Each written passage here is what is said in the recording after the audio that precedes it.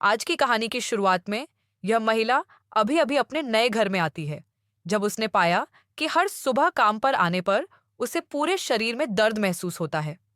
उसने किसी से कमरे में निगरानी कैमरा लगाने को कहा, लेकिन उसे यह उम्मीद नहीं थी कि निगरानी कैमरे में दिख रही चीजें उसे उलझन में डाल देंगी। वह एक डॉक्टर थी। कुछ दिन पहले ही उसका अपने बॉयफ्रेंड से ब्रेकअप हो गया और उसने अकेले रहने का फैसला कर लिया। उसे इत्तेफाक से शहर के मध्य में एक बड़ा घर मिल गया जो बहुत सस्ता था। वह इतना खुश थी कि बच्चे को जन्म देने के अगले ही दिन वह घर से चली गई। लेकिन उसने यह नहीं सोचा था कि उस रात कोई उसकी ओर घूरेगा। उन्होंने सोचा कि उन्हें इसकी आदत नहीं है और उन्होंने इसे गंभीरता से नहीं लिया। अगले दिन जब वह सुबह की दौड़ से वापस आई तो मकान मालिक के दादा ने उसे उपहारों से भरा एक थैला दिया। उसने मकान मालिक के यहाँ चोरी की, लेकिन उसके दादा ने उससे कहा, मुझे ज्यादा संगति नहीं मिलती, जिससे उसे अजीब महसूस हुआ। कुछ दिनों बाद वह और उसके दोस्त एक फंक्शन में गए और फंक्शन में संयोगवश उनकी मुलाकात मकान मालिक से फिर हो गई। यह देखकर कि मकान मालिक सुंदर और उत्साही है, महिला ने उसे नया रिश्ता शुरू करने के लिए प्रोत्साहित किया। महिला को भी उसके बारे में अच्छी धारणा थी, इसलिए उसने मकान मालिक को घर चलने के लिए आमंत्रित किया। रास्ते में उनकी बहुत खुशी से बातचीत हुई। जब वे घर पहुंचे तो महिला ने उसे चूमने की पहल की, लेकिन मकान मालिक ने उसे टाल दिया। वहां बहुत सूखा था और महिला अगले दिन जल्दी से वापस आ गई। मकान मालिक ने उसे खाने पर आमंत्रित किया और कल जो कुछ हुआ उसके लिए माफी मांगी। उन्होंने कहा कि कल वे तैयार नहीं थे और फिर उन्होंने उस महिला के सामने अपने प्यार का इजहार फिर से किया।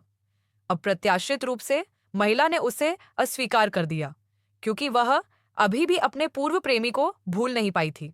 जब वह घर पहुंची तो मकान मालिक पहले तो बहुत दुखी हुआ और फिर बहुत क्रोधित हुआ, क्योंकि महिला के विलंब और इनकार के कारण उसकी योजना बर्बाद हो गई थी। उन्होंने सबसे पहले उस व्यक्ति के आईडी कार्ड पर नाम लिखा और जो व्यक्ति मकान किराए पर लेना चाहता था उसकी जानकारी प्राप्त करने के बाद उन्होंने जल्दी से उस पर लिखा फोन नंबर फाड़ दिया, ताकि अन्य लोग पहले लॉग इन करके घर वापस न लौट जाएं। उन्होंने अपने घर का नवीनीकरण कराया और उसे बहुत सस्ते दामों पर किराए पर दे दिया, जिससे वह महिला को अपने पास आने के लिए आकर्षित करने में सफल हो गए। इस तरह पुरुष महिला का मकान मालिक बन गया। इसके बाद उसने जानबूझकर उस महिला का पीछा किया और वेन के शब्दों और कार्यों से मुठभेड़ पैदा कर दी। उसने सफलतापूर्वक उसे अपने पक्ष में कर लिया और उसने अपने प्यार का इजहार करने की पहल की, लेकिन उसने जानबूझकर उसे नजरअंदाज किया।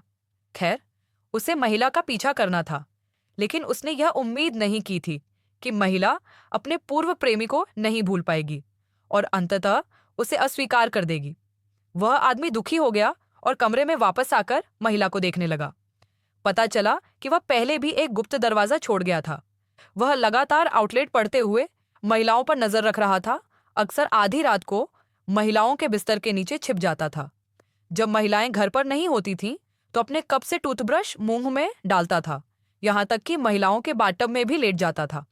इस दिन महिला ने अपने पूर्व प्रेमी के साथ सुलह कर ली थी और वे लिविंग रूम में खुशी खुशी बातें कर रहे थे, लेकिन यह सब पुरुष ने देख लिया और वह तुरंत आगबूला हो गया। उसने अगला कदम उठाने का निर्णय लिया। महिला हर दिन एक गिलास रेड वाइन पीती थी, लेकिन उसे नहीं पता था कि यह गिलास वाइन मकान मालिक ने मिलाई थी। जब महिला सो रही थी, मकान मालिक दरवाजा दबाकर उसके कमरे में घुस गया। मैंने सुना है कि कोई व्यक्ति हर दिन सुबह उठता है और पाता है कि उसे पीठ में दर्द है और वह अक्सर देर तक सोता रहता है, जिसके कारण उसे काम पर पहुंचने में देर हो जाती है। उसे बहुत अजीब लगा और उसने कमरे में निगरानी स्थापित कर दी, लेकिन अगले दिन वह फिर से देर तक सोती रही। वह उठकर कपड़े पहनने लगी, लेकिन उसे जमीन पर एक असली ट्यूब मिली। एक डॉक्टर के तौर पर उसने सोचा कि जरूर कुछ गड़बड़ है। वह जल्दी से बाहर निकली, लेकिन निगरानी कैमरा स्वयं लगाना भूल गई। जब वह अस्पताल आई तो उसने अपने लिए खून की एक ट्यूब निकाली और उसे परीक्षण के लिए प्रयोगशाला में भेज दिया। इस समय उसके प्रेमी ने उसे एक संदेश दिया, क्योंकि वह शाम को रात के खाने के लिए घर जा रहा था, इसलिए वह पहले इसे तैयार करने के लिए वापस चली गई। इस समय मकान मालिक जैसे ही प्रेमी कमरे में गया, उसे महिला के बिस्तर पर दरवाजा मिला। वह आगे जाकर जांच करना चाहता था, लेकिन मकान मालिक उसके पीछे आ गया। दूसरी ओर महिला के परीक्षण के परिणाम सामने आ गए। निश्चित रूप से उसके शरीर में बड़ी मात्रा में एनेस्थेटिक्स था। उसे एक ही पल में सब कुछ समझ आ गया। महिला ने भागते हुए अपने प्रेमी को फोन किया, लेकिन तब तक बहुत देर हो चुकी थी। जब वह घर लौटी तो उसने पाया कि वहां कोई नहीं था। उसे वास्तव में घर पर की गई निगरानी याद थी। जब इसे खोला तो उसमें रखी सामग्री देखकर वे भयभीत हो गए और अंततः उन्हें समझ में आया कि इन दिनों वहां क्या चल रहा था। इसी समय दरवाजे की कुंडी घूमी और मकान मालिक शराब की बोतल लेकर चला गया। आदमी को ऐसा दिखावा करना पड़ा जैसे कुछ हुआ ही न हो। मकान मालिक ने उसे शराब का एक और गिलास भेजा, लेकिन उसने उसे पीने की हिम्मत नहीं की। वह जल्दी से अपने प्रेमी को बुलाने के लिए एक तरफ चली गई, लेकिन मकान मालिक ने शराब छीन ली। वह जानता था कि वह पहले ही मर चुका है। महिला भागना चाहती थी, लेकिन मकान मालिक ने उसे कुर्सी पर धकेल दिया। उसने चुपके से असली पाइप निकाला और उसे फिर से बहकाना चाहा, लेकिन महिला तैयार थी और उसने मकान मालिक पर चाकू से वार कर दिया। फिर वह मौका पाकर बाथरूम में भाग गई। मकान मालिक बाहर दरवाजा जोर जोर से खटखटा रहा था।